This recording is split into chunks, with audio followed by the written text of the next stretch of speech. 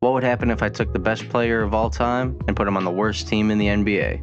I don't think it's much of a question who the worst team in the NBA is. I think it's pretty well known that it's the Brooklyn Nets. And today we're going to see if a 99 overall can carry this team not only out of last place, but maybe even into the playoffs and winning a championship. This rotation, even with Drew, is still just terrible. I mean, there's 3 people over an 80 overall, with the highest being an 82 and Michael Porter Jr. And outside of that, the next highest is 76 overall Terrence Mann and 76 Zaire Williams. So the rest of this team is just not very good, but we'll see if this 99 overall can carry this team.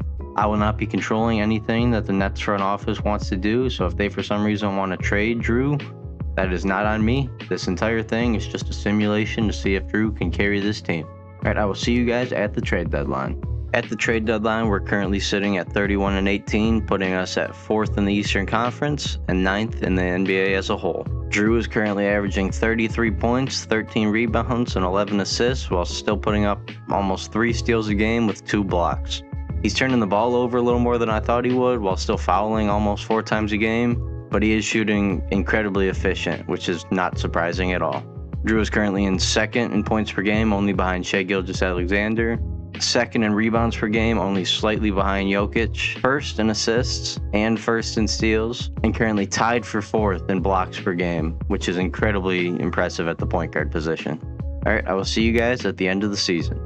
Unsurprisingly, Drew Kennedy has come in and won NBA MVP, averaging 35, 13, and 11, while averaging almost 3 steals and 2.5 blocks a game. He also unsurprisingly won Rookie of the Year. And even more impressive, he came in and won Defensive Player of the Year at the point guard position.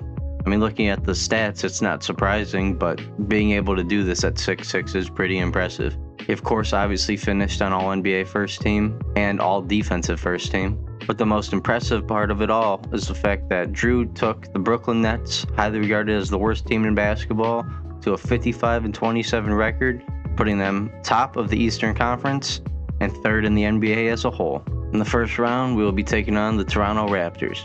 We were able to take down the Raptors pretty easily in a 4-0 sweep, with Drew averaging 28.5, 16 rebounds, and almost 10 assists a game, while also averaging 3.5 steals and blocks a game.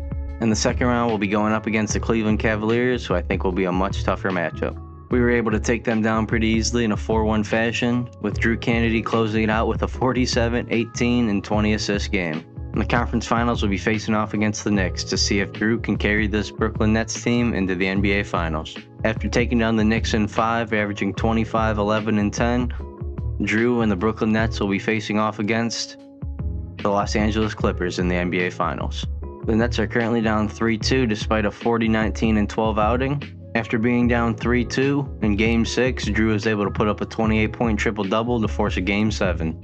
Game 7 is coming down to the wire as Brooklyn is only up 2, with Clippers having the ball, but they are able to get a stop, which does send Brooklyn back to the free throw line. Traore knocks down the first free throw. He's able to knock down the second to give the Nets a 4-point lead with 15.5 seconds left. John Collins misses the 3, which forces another foul, and this game is looking like it's over. And after that miss, Brooklyn is able to take home a championship. Not only was putting the best player in the NBA on the Brooklyn Nets able to make them, knock the last place team in the league, but it was able to make them a championship contender and a championship winner. And to no one's surprise at all, Drew was your finals MVP, averaging 33, 14.5, and 10.5. Thank you all for watching. Hope you all enjoyed.